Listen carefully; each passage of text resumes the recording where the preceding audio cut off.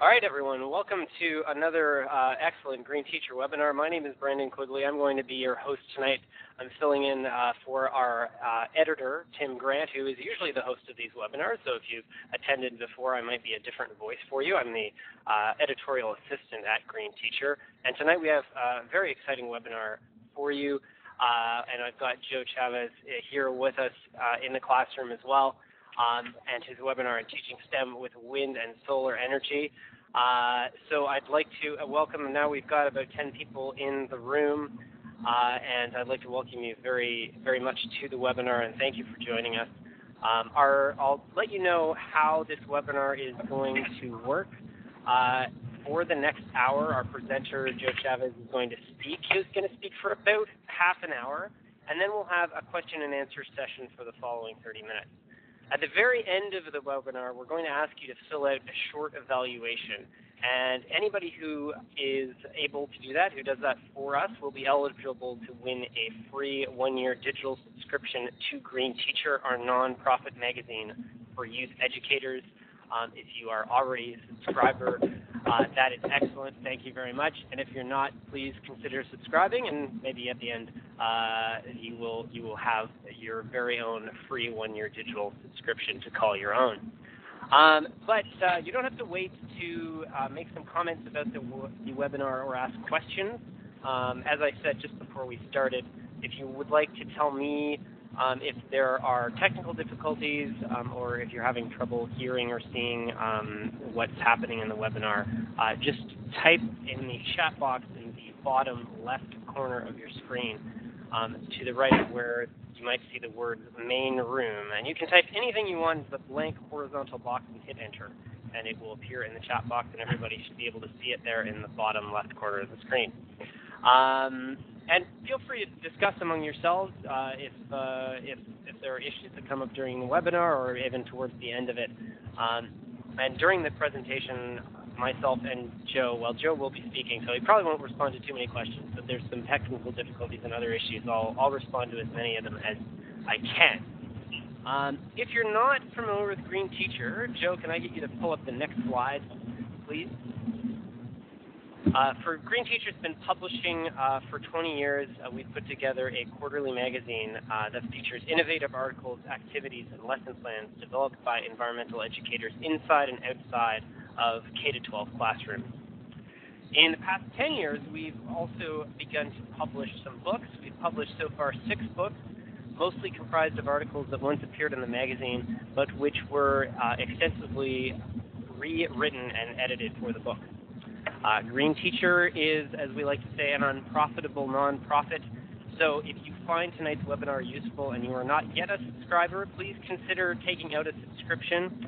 We have a number of subscription options on our website at greenteacher.com, or you can also purchase a book, which you can also do through our website. Purchasing of our magazine or books enables us to continue keeping the webinar that you will experience and enjoy tonight for free, and we have other webinars upcoming, and we also have many archived webinars on our website. So, as you heard a few moments ago when we got started, this presentation is being archived, and non-subscribers can freely view it for the next month. So we do that so that people don't feel compelled to take a lot of notes during the archive. You can go back and on through our website and find out about any information that you missed that you really want to know. So that is, those are a couple of details about what's going to happen with the webinar tonight. Now it's about time for me to stop talking, and I'll move it over to Joe Chavez, who is our presenter this evening. Joe Chavez is the STEM coordinator for the Kenton County School District in Kentucky and has designed a middle school STEM program that incorporates the use of the NEED, National Energy Education Development Project's renewable energy hands-on kits. In this presentation, Joe is going to walk participants through the process and how teachers and students are impacted by this program. Over to you, Joe. All right. Well, welcome, everybody. And Brandon, real quick, I am having a little difficulty getting it to the main slide for some reason. It kind of keeps toggling back and forth. But I'll kind of continue on and just introduce myself.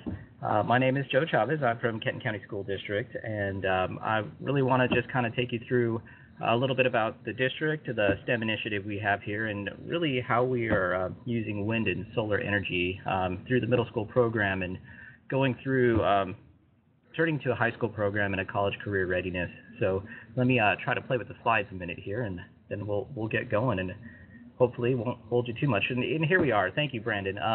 So the Kenton County School District, just to kind of familiarize you guys with where I'm located and why we've taken on some of these initiatives that we have. We are right outside of Cincinnati, right across the Ohio River. You can see us highlighted in red there. And in the school district itself, we are the 5th largest school district in Kentucky. We have 3 high schools, 4 middle schools, 11 elementary schools, 2 alternative programs. Those are the Success Academy, the Kenton County Academies of Innovation and Technology, which I'll talk about a little bit more.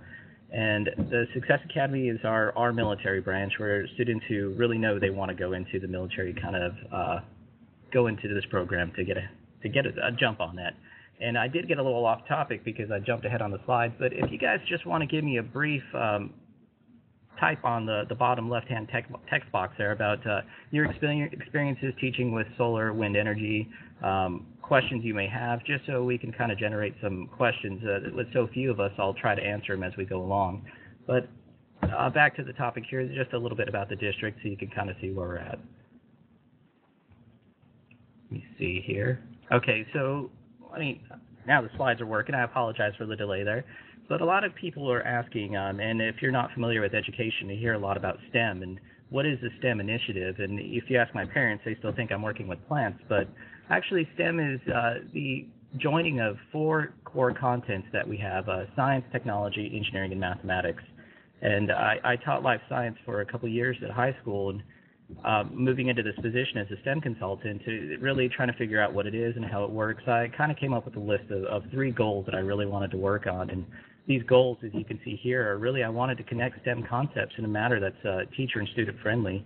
When you see these 4 different zones or contents, a lot of people wonder, well, how do you make that work without losing something or losing the students? And so that was one of my main goals.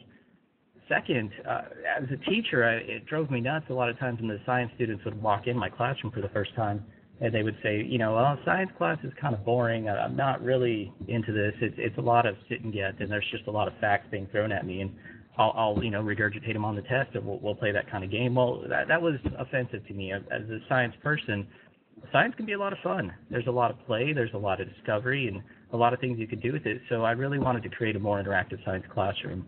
And then finally, the same thing that we as school people always worry about are test scores. And unfortunately, that's just the way it's set up for us nowadays. But the process, if we can teach students to think through problems, if we can get them to understand charts, graphs, tools that they use in the scientific community, that's going to transfer over to so many different contents that really we can get students to think through problems, therefore raising test scores. That was my kind of take on how we were going to do this. And able to do that, we had to kind of go through a little ebb and flow there, and really I wanted to tackle all 3 parties that are involved in education, starting most importantly with the students. The students are the most important group that we have, and they're professionals. They're students from the time they're young all the way through high school, college, and beyond. So ask them, what is it, students, that you need? What can we do to make your experience better? And quite simply, that was just the same response they gave me before, is science is just memorizing facts. It's a boring class. We're not happy with it. And that's not true of all science classes, but for the most part, that's what the students were saying. And for the teachers, including myself, I had such a difficult time, and I would wonder, why are these students not seeing the big picture? I give them content, I work with them, we do demos, we do different things, and for some reason, just connecting it is a little difficult. And then, of course, we go to the administrators, and the same thing every administrator wants to know is really, how do I raise test scores? So these are the 3 connecting pieces, the main important people. As I saw education, how we need to get it to work. So we go back to the students, our most important party, and we say, okay, students, let's think about students and what they are. And in general, students, they're young adults, they're children, they're kids. And when we ask students and kids, what do you want out of right now and in a science classroom, the things they're looking for, the same things that many of us enjoy. You know, they want to play, they want to discover, they want to be a part of something. And really, just like anybody else, they want to be heard. And so putting this together, my approach is very hands-on, inquiry-based science. Well, I figured, well, the 5 E's. The 5 E's are the answer to all the science needs, and this is going to make life a lot better. And for those of you who are unfamiliar with the 5 E's, and now the new revamped model is actually the 7 E's, but I'm still kind of stuck in the 5 E's. But that's the BSCS model. That's the Biological Sciences Curriculum Study that has been taking place for a long time. This is a group out of Colorado who works on just improving science inquiry and just making science better. But what they really did is they turned it around. Instead of the traditional classroom where we start with the explaining, elaborating, and going to evaluation, they said, okay, let's engage students. What activity, what real-life experience are you going to give students to jump in there and really get motivated to learn about the topic? They need to know it's important to them. They need to really care. And so we start with engaging, and then we do some follow-through with some exploring, and then we get into the traditional science part with a little modification. So to me, this was the answer for proceeding and going through. Well, there's good and bad to both sides, and although that works for me, if you ask teachers, well, what do you think about the 5 E's and this inquiry and STEM approach that we're going to go to everything? And a lot of times they get a little nervous, and what we have is a list of questions. Now, these are good questions. These are questions I would ask myself, and I would say, well, first off, I need to know, where am I going to get the resources for this? Where do I find them? How many am I going to need? Because if this is a kit or if it's something I have to purchase, I have a lot of students. You know, the science classroom fills up. It's difficult to do labs sometimes, and it's hard to find extra resources to really give to the students, so we need to be cognizant of that. And where am I going to find the time as a teacher with all the content and everything else I need to go through to really dive in and understand this so that when I give it to a student, we can work through it together, they understand. And then, of course, one of the most important things is the content. How do I know the students using this 5E method are going to make the connections? That same question we said before, how do I know that they're going to get the big picture? And then we get to the nitty-gritty and the logistics of it and the classroom management. If I'm having students work on these hands-on inquiry-based projects, how do I keep the students on task? How do I make sure all the students are accountable and not just the one student who is super excited about the project and the other students who are kind of just hanging along and going along for the ride? And the one thing that most teachers really don't talk about, but it's always there, is how do I know I really know enough about this content? If we're going to be building something, if we're going to be doing something, I may not be an expert in this field. These concepts can be a little tricky, and that's intimidating for some teachers. And so we need to be cognizant of all this that's going on and be aware as we're going through this. Well, for me, as I was asking myself these questions, my part here was to choose some passion that we have going on. I asked some questions. What are the students passionate about? What are some issues that everyone is aware of that's going on currently? And for Kenton County here in Kentucky, we're a very environmental friendly district. We live right by the Ohio River, where we're constantly looking at pollution and stormwater management. It's a big part of the lives here. So the answer for me was to look at the environment, look at energy, and look at wildlife. And as we go back and think about all the parties involved, is how do we connect this to students, teachers, and administrators to make a program that's going to work? Well, let's review. What are those two things what do students want out of a science classroom? What are questions that teachers have if we're going to be doing this type of classroom? And kind of how we make that work. So again, here's the two samples we have side by side so we can kind of get an idea. And looking around, thinking about, I know I want to do something with the environment, wildlife, energy, because that's a hot topic here. I'm looking for resources, and there's a lot of them out there. One of the ones that worked for me, which Brandon began to talk about, is NEED. And for those of you who are not familiar with NEED, that stands for the National Energy Education Development Project. And basically what they're doing, it is a group who are making energy curriculum. And not only are they making energy curriculum, they're making energy curriculum with STEM in mind, with engineering in mind, the engineering process, the scientific method. As I was going through there and trying to find these things that work, I looked for a curriculum. Well, NEED has it, yes. It's free online. You can go to need.org up there and they're going to have all their resources that you can download. They have a student-friendly one. They have teacher. It's all there. The resources, yes, they're there. You can find them. Materials, yes, they are there. They do have a cost if you want to buy one of their specific kits. However, being a good group who wants to help other people out, they really will, when you open up that teacher manual, it'll have a list of all the student needs materials that you can purchase on your own, and they're reasonably priced. It's not too much. And then the training for these, we go back to that teacher worry about what's going to happen.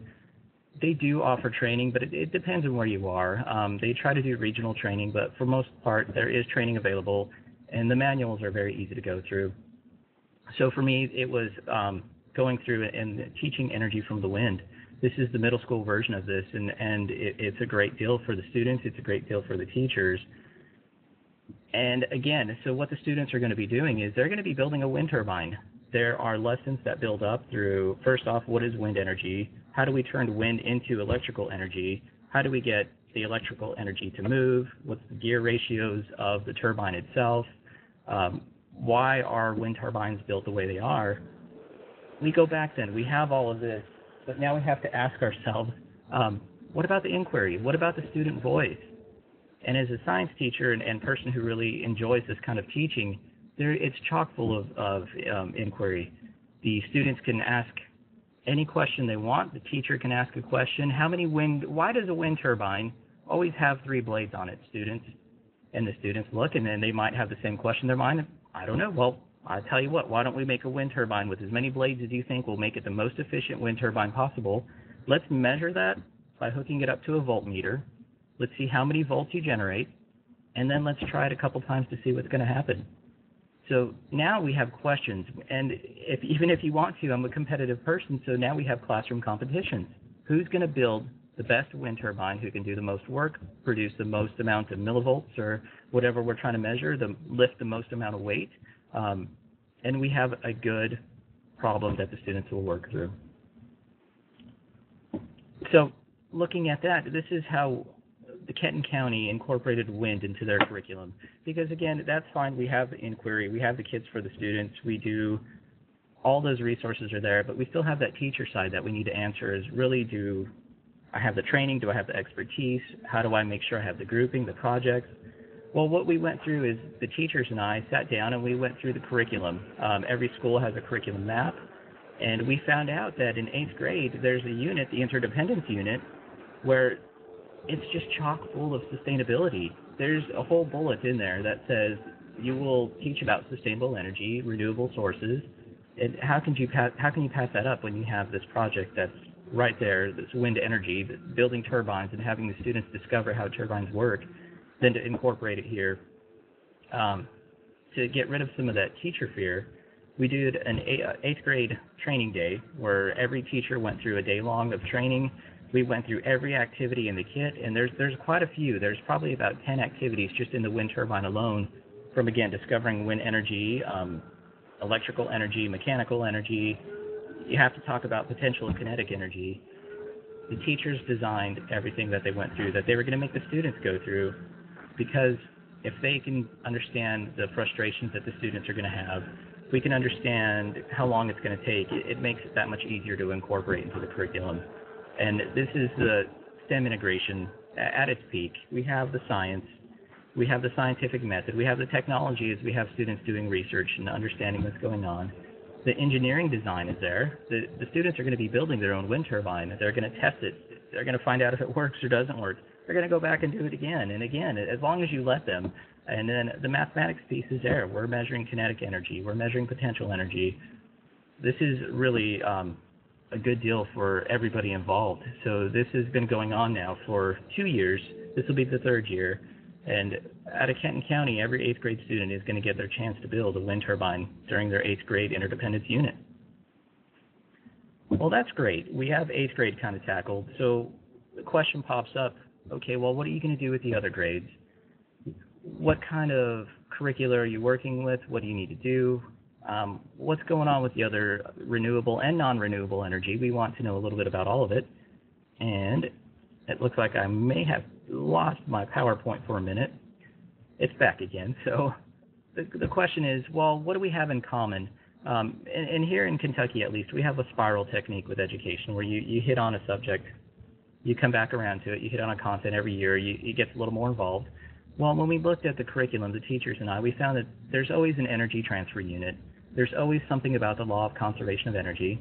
These are concepts that are seen at every grade, every level, all the way through high school and chemistry where they get really involved. And again, looking for this inquiry stuff, approaches, engineering, they're easy to find. They're everywhere, everything from Rube Goldberg devices if you're looking for engineering to kits that are very involved. The problem is it's hard to find one with a complete curriculum, and a lot of times teachers have good intentions that they want to do this, but it's difficult. Their time is valuable, and they get stuck with, I have this now, what do I do with it? How do I get familiar with it? So again, for this energy transfer unit, I used several different resources. For the 8th grade, we went with wind turbine and the interdependence, and for 6th grade, we kind of went a different route. We talked about penguins is what we really did. And this is our 6th grade unit, and part of this is we kind of look at engineering in general. One of the questions that's always asked is, how do you get more females? How do you get more girls involved in engineering? They're scoring the high math scores. They're doing better than most of the boys in the class. How do we get them to be more involved in engineering? And while that's where I say we have to keep connecting this curriculum to real world. We have to give them some problems to solve, and we have to give them the voice that they wanted to have, which I said earlier. Well, what does that have to do with penguins, right? Up in the picture, you see the cute little South African penguin here with these little penguin huts. They're nesting cages, if you will, or nesting huts. In South Africa, over the last couple of years, temperatures rising, there's pollution going on, there's overfishing in the shores, and these penguins are really kind of getting the short end of the stick here. It's getting hot, and so what do the penguins do? Well, instead of nesting and keeping their eggs safe, they're going to the water. They're cooling off. They're spending time away from their eggs. Well, there's a lot of predators out of there. There's a lot of opportunistic animals. They're going through and they're picking up the eggs and they're running away with the penguin eggs, and they get a free meal. Well, penguin comes back. There's no eggs. Penguin abandons the nest, and we have a very rapid decline of the penguin population. Well, we talk about this with the students, and we show them the pictures. We show them the videos. It's all over the internet if you look up the South African penguin huts, and you see that this is a real-life problem. And the question we pose to the kids is, how are you going to save the penguins? What are you going to do, student, to save these penguins? And we come up with a design process of, we're going to engineer a better penguin hut. Let's forget about building a better mousetrap. Let's save those penguins. So what you can see here, these two slides are a penguin hut that a student has developed on the left side with the aluminum foil wrapped around it. They tested it out. They measured how much heat was given off of this thing and how much heat was taking in and what's going on with their penguins, and they redesigned it to be a better penguin. You can see they have a door closed now. There's a lot of heat, a lot of solar energy and heat transfer that gets in there. And wait a minute, here's all these concepts that are going on, and now I'm designing a better penguin hut. So a little more about the details about saving the penguins. This is actually a kit that was developed by Dr. Christine Schnitka. She was working at the University of Kentucky at the time. Luckily, she and I met. We went to a lot of energy education conferences. We ended up talking a lot about what we can do with this. And she's an engineer by trade, but worked in the teacher program. And we were talking one day about all the misconceptions that a lot of people have, including myself, about heat transfer, about some of the difficulties teachers have with this. And she said, well, I have this great kit that we can really work with, and it's called Save the Penguins. And I said, well, we have to do this. This is a wonderful deal. And so what we did is we took the Save the Penguins kit, and we worked through it with the teachers again. All of these little mini lessons about building concepts of energy transfer. For example, if you see these spoons here, we actually have penguin ice molds, and you freeze the ice, you put it on there, and the question we always ask the students, we have two spoons here. They're both plastic spoons. One has a metallic paint on it, and the other is just a regular plastic spoon. And we say, okay, students, let's make a hypothesis. Which one of these spoons, if you're holding it pretty close to the end of the spoon, is going to make ice melt fast? And, of course, the students say, well, it's going to be the plastic spoon because the metal spoon reflects heat. Metal is everywhere, on the insulation bags. It lines it. We know that it reflects heat. Well, we have them hold the spoons for a little time, and they time it, and they're watching their little penguin ice cube, and sure enough, the metal spoon or the metal painted spoon the penguin melts first. And then we kind of have that aha moment. Well, wait a minute, what just happened?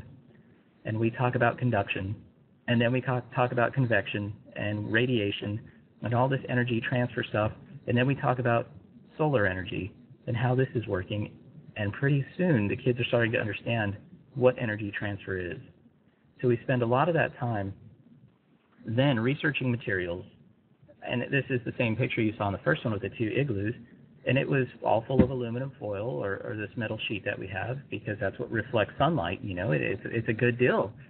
And then once they understand conduction, convection, radiation, how the sun is going to affect this, they've changed their design now. And we do this through little mini concepts that the teachers work through. We have soda cans that we've kept in the fridge, and we put one in a wool sock, one in aluminum foil, one in a paper bag, and all right, everybody, let's make a hypothesis about which soda is going to be the coldest by the end of the class. And of course, everybody picks the aluminum foil because it reflects sunlight and heat and all that good stuff. Well, when we pull out the soda can out of the wool sock, it's another aha moment. Well, wait a minute. What happened here? And we talk about insulation and all that other good stuff. And so really we have this whole kit that's built for that. So again, with the 8th grade, we went with the wind turbines that they could build this. Well, for 6th grade, we're looking at a different scenario.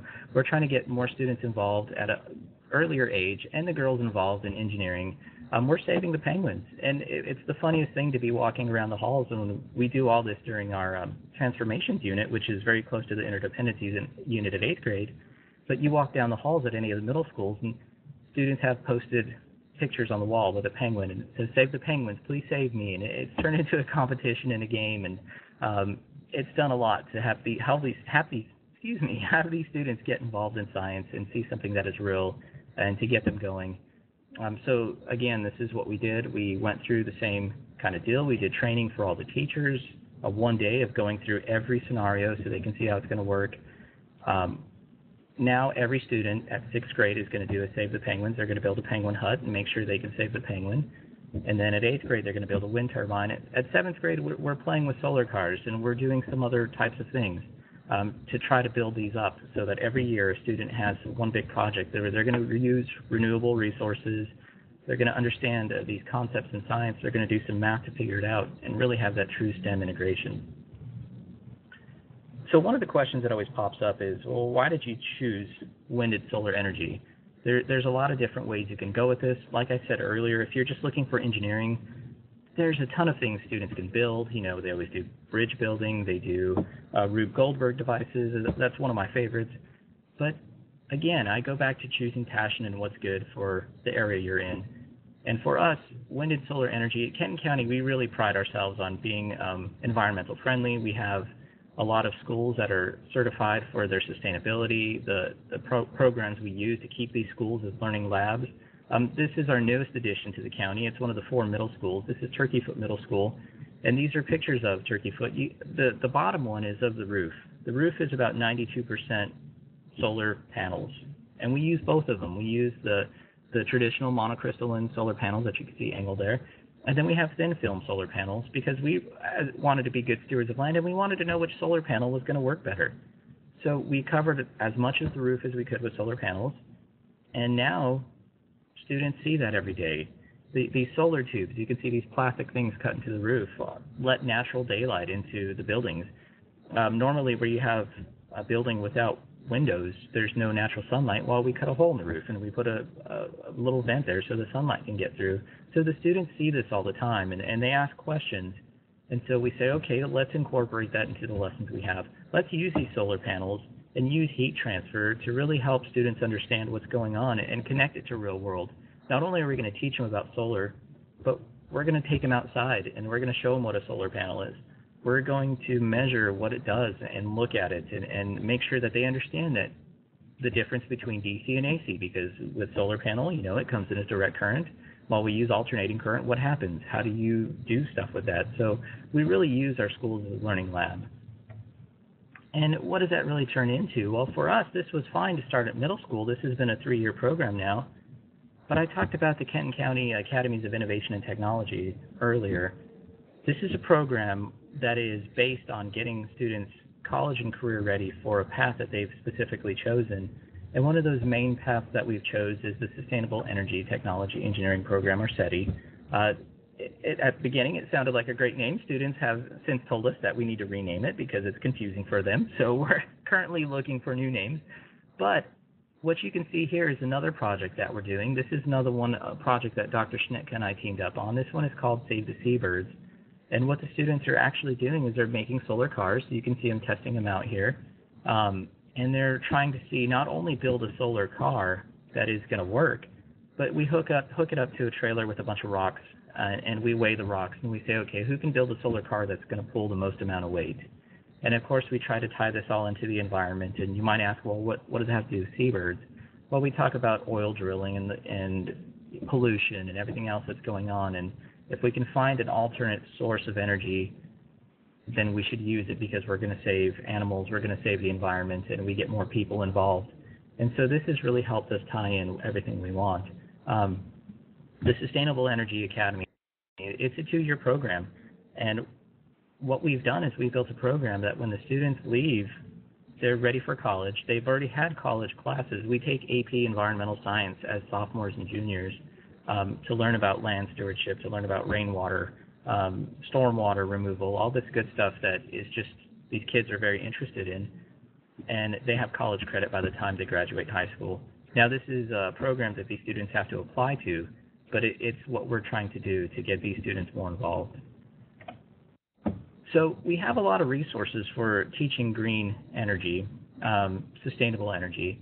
I've shown you 2 here that we had. We had NEED, which is the National Energy Education Development, and we also have just what I used as a local university, the University of Kentucky. We also, we have Green Learning, which is greenlearning.ca. Project Learning Tree, which is another one that we use for sustainability and also has a lot of resources that you can find for these things. I've included Dr. Schnitka's webpage. She has since moved to Auburn, where she teaches now as a professor.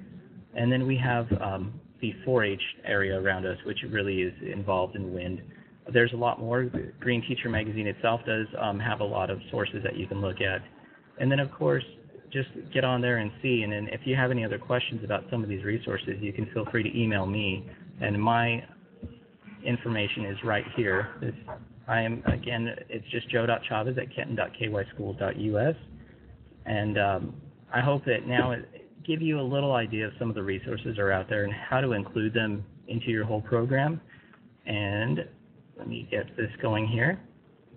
This is the area. If you have any questions for me, why don't you go ahead and put those in there, and Brandon and I will start answering some questions. And if you have anything you'd like me to speak a little bit more about, I'll be more than happy to do that. Great, thank you very much, Joe. That was great. And yeah, like Joe said, please. The format for asking questions is very simple. You'll see a big box on your screen. Type something in there and click the submit button. And as soon as you do that, I will fetch your question from our back room here, and I'll be able to ask it to Joe. I did have a couple of quick things I sort of jotted down during your presentation just to sort of get the ball rolling here. I guess you started to mention at the end of your presentation, Joe, a couple of other curriculum resources. Were there any others that you care to mention that you know of that you sort of didn't quite squeeze in the presentation, or maybe people might be interested in? Yeah, there's quite a bit that we use actually, and for us there's a lot of local resources. But something that you can find on the web, we used a lot of the Project Wet and the Project Wild, and those seem to help out very well. Another wind project, if you guys are looking for wind in general, is KidWind. That's KIDWIND. They have kits where the students again will build their own wind turbine.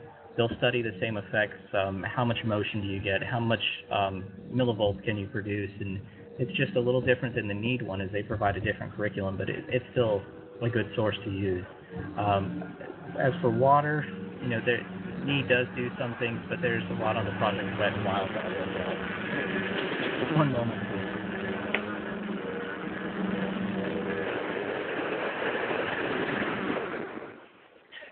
That's great, Joe. Thank you for that answer. I'll let you continue in a minute. I thought I'd jump in here and sort of fill some of the silence thank there. you.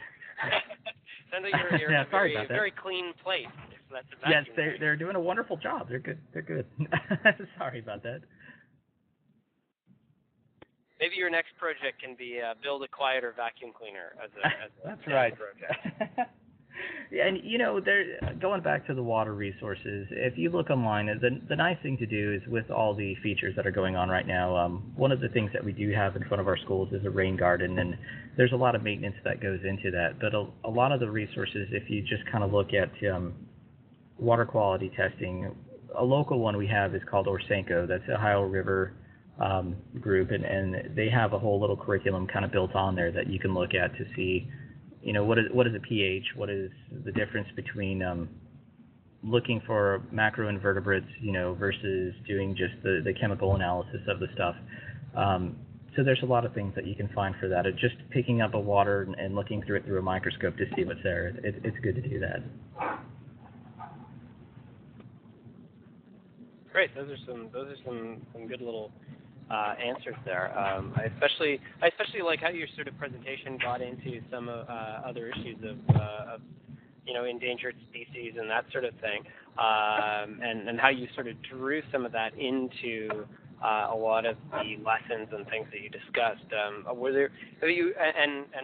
So the penguins were one, and you briefly mentioned a sort of a seabirds angle as well. Are you aware of any other sort of ways to incorporate endangered species? I mean, obviously you've sort of given a bit of a model that can jump off in some different directions depending on what people want to do with it. But are you aware of anything specifically that sort of follow the same lines as some of the for instance, the penguin lesson that you talked about, Save the Penguins? Sure. Dr. Schnitt and I kind of started talking, and the plan was to try to build one of these units around each of the renewable resources, and really she had kind of worked out the Save the Penguins kit is wonderful for kind of going with the solar heat transfer type thing. The Save the Seabirds, it's in process right now, and that's the one you saw the last page where they're testing it out and they're building solar cars to kind of move on to some things. The other things that we talked about are bats, and with wind turbines. Kind of a Save the Bats take on it is, a lot of the debate with wind turbines is it produces these currents and wind currents and blocks a bat's radar from really working as well as it should, so they kind of fly into the turbine. And so the goal of this one would be to build a better wind turbine that maybe doesn't do that kind of effect, or how do we measure that kind of stuff. So that's another one that we've been thinking about, and really as we think about some of the other renewable resources, kind of picking apart and connecting it to real world things that are happening and seeing what's going on, and kind of some of the ideas we've come up with, but still trying to play with others. Right. Well, I think what you've done is sort of offered a model that other people can sort of take and jump off with, which I think is great. All right. I have a couple of questions that I think I might ask them both at once because they sort of are along the same lines, and they're from Kelly and Clint. In the first question, actually, maybe I'll ask them separately. In a wind turbine kit, do you include all the materials for teachers, or what materials can they use from recycled or found options? Have you tried recycled or found items as part of a wind turbine? Okay, that's a really good question. And as for the recycled versus found, that adds a little more renewable piece, and I actually think that's a really good idea and a lot of fun for the kids to decide how creative can you be in building this wind turbine. And so for the kit itself, if you do use the kit through Need or through WindKit, it comes complete with the wind turbines. It does have a study of what is a better material to use for a wind turbine. So one of them is balsa wood. The other one is kind of a corrugated cardboard versus a stronger paper. And, some of the kids will ask, well, what can we do? Which one? And, of course, my answer is, well, just go wild. Test them all out, see what you think, and see what you have there. But I haven't honestly said, why don't you bring in some materials and test them out? It's always been with those three. But I think that is a really good idea to just incorporate, different textures. And that opens a whole new door of inquiry. Well, what about, does it matter how heavy the turbine is? Or what about the density of this? Or just questions that you can ask these kids and let them be creative. That's the fun part about it. So I haven't personally, but I think that's something that we will be looking at and trying. I think it's a good idea. Great. And then sort of another similar question was, how long does the wind turbine engineering project take with the student? Okay, well, these are not, that's why I wanted the teachers to go through every step so they can see how it works. It's different when somebody really understands versus a student who is coming in with little to minimal understanding of how a wind turbine works and all the materials and the engineering process.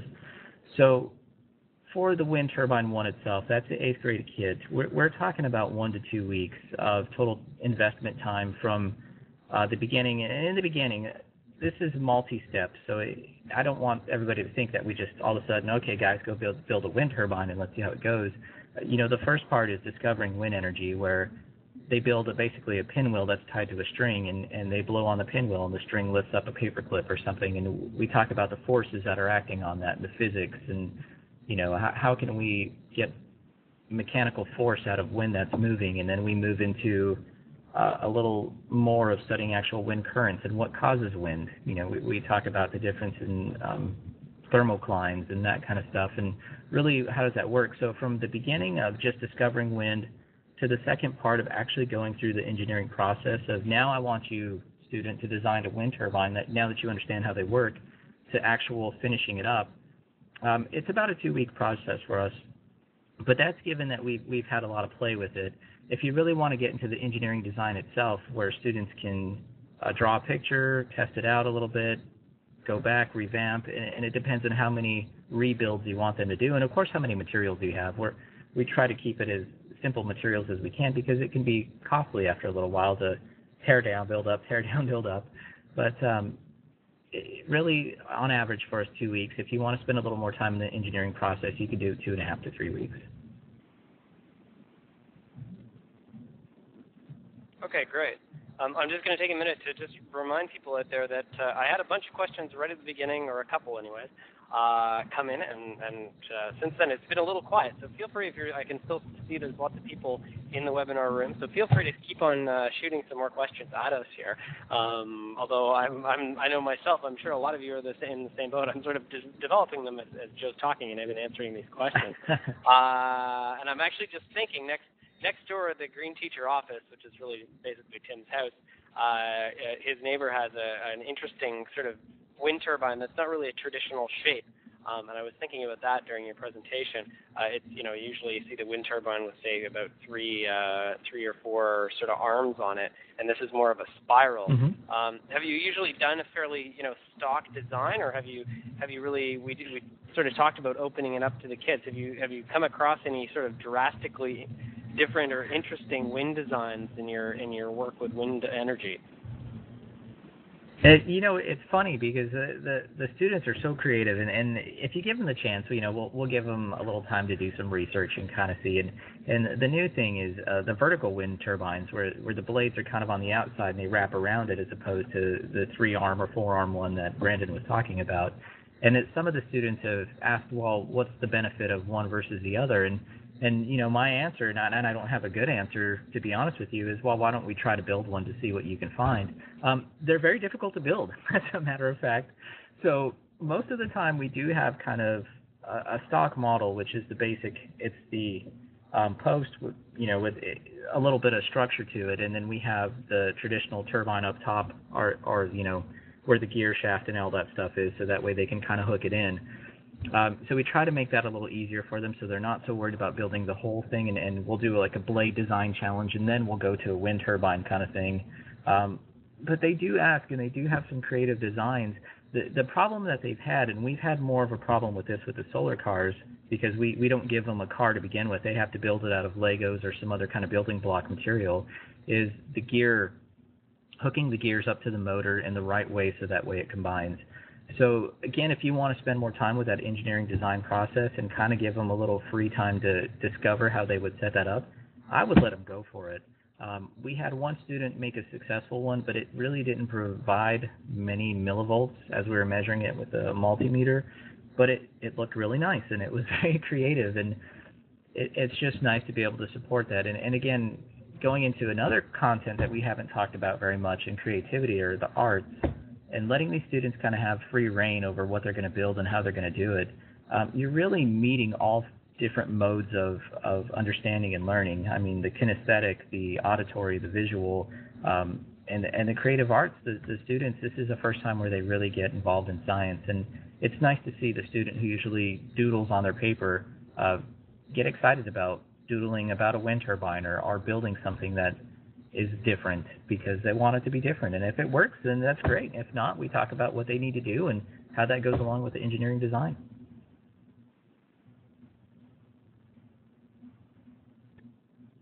Right, sorry about my silence there. I'm just checking the back office here for some other questions. And we've talked quite a bit about wind energy and a little bit about solar. Are there any other sort of alternative energy forms that you've sort of investigated? I know it might be a little bit outside of the area of the webinar, but even just things like energy efficiency and that sort of thing. Well, we've been pretty lucky with the schools we have, and we actually do have quite a developed program and just an energy program. And one of the programs that we do use it's an extracurricular program, but it's called our Energy Wise Squared. And that's energy equals wisdom in sustainability and environmental and education. And what it is this is another project that started as a need project. Again, the National Energy and Education Development, but we wanted students to be more involved in energy conservation, energy sustainability, and learning.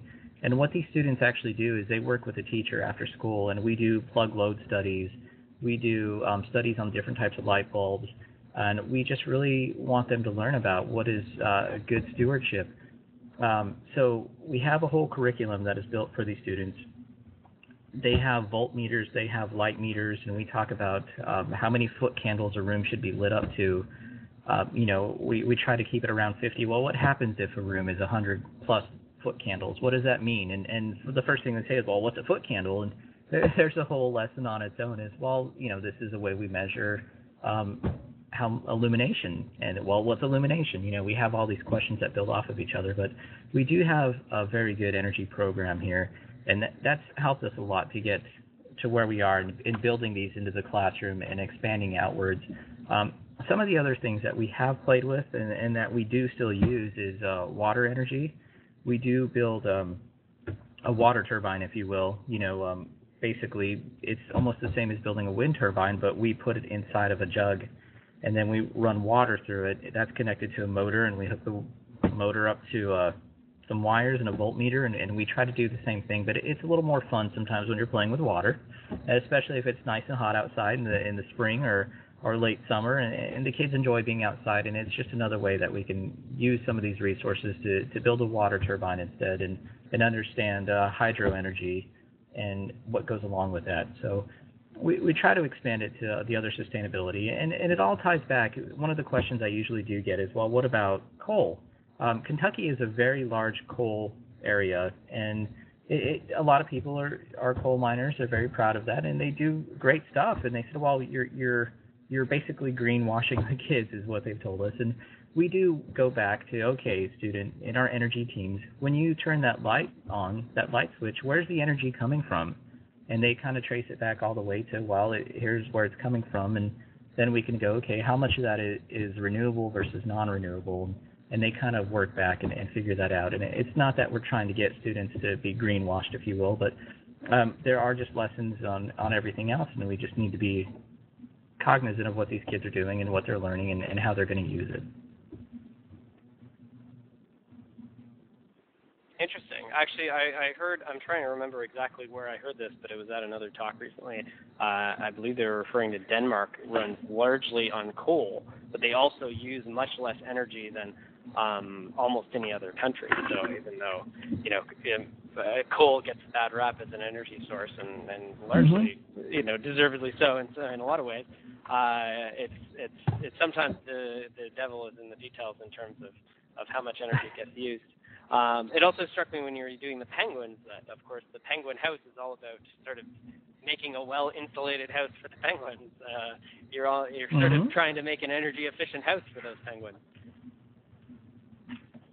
Yeah, that's been fun for the students. They kind of go home and they'll play, and we'll get a parent every now and then and kind of get a little frustrated with their they're a young student going in and turning off all the lights or turning off the TV. And so one of the students actually came in and they had turned the heater down pretty low, and the parent was not happy, and they wanted to know why the student was playing with their heating and air conditioning. And so, they want to learn and they want to practice, and that's what makes it fun. That's great. And actually, speaking of sort of interesting or unusual connections, and this might be a bit of a question out of left field, and maybe it won't go anywhere, but it did strike me at the beginning of your talk. Okay. You talked about your school and that there's a success academy for students who are going into the military. And I wondered if there was a kind of any kind of connection there between sort of solar and wind and the military. I mean, obviously, with the military, you're sort of often stationed in some places where you won't have a regular infrastructure potentially. So I wondered if there were any connections that you've made there or that could be made. That could be, maybe. Are there? I'm sure there's plenty. We have not kind of jumped into that field yet, but it is interesting. One of the things that the Success Academy has done, and it's funny just how science ties into everything, but they participated in an underwater submarine contest where it's building a robot that's going to be submergible and motor controls and all that stuff. But again, that ties back to not so much conservation but it does the engineering process, and also where does the energy for this come from. It brings in all these different thinking skills of, well, how are you going to keep this thing airtight and watertight, because it's going to have electricity running through it. So they have, and if you're interested in that one is called Sea Perch, and their materials are out there, and that's the one we've kind of played with to see how that works. But as for jumping into total sustainability and everything, not so much for that academy yet.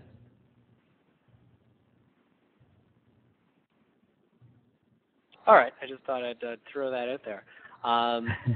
Certainly, there's obviously a lot of science and STEM connections that would tie into that and element of your schools. So what I think I might do here is we've got about we've actually got about 7 more minutes we can use, but we might wrap it up in just a couple because we've gone through a lot. I think we've actually managed to squeeze in a whole lot of stuff here, Joe. I think that was a great presentation. Sure. Thank you very much for it. Thank you for I'm asking. going to maybe hold off and see. Actually, I'm just going to check the back office here one more time and see if we have any more questions for you. And actually, I'll give everybody just another couple seconds to type that in. We don't want to lose the screen. But what I might have you do, Joe, is bring up the questionnaire, which you can get back at the sort of the default content folder in our back office area where you bring up the slides. And that way we'll be able to get people to start. Just a reminder that we can start the survey. There we go. And people can start to fill this in now. I think we did get one more question, so I'll go into the back office and pull that up. But just a reminder to people that if you would like to let us know how you enjoyed tonight's webinar, please do so and add some other details about how you felt about the format or anything else to do with the webinar. And if you do so, we'll enter you into a draw for 1-year digital subscription to our magazine, our quarterly magazine, Green Teacher. And I'll also do a little advertisement that you can follow us on Facebook and follow us on Twitter as well. Our Twitter handle is @GreenTeacherMag. And hold on, let me go into the back office here, Joe, and see. I believe we have one more question come in, so that's exciting. Sure.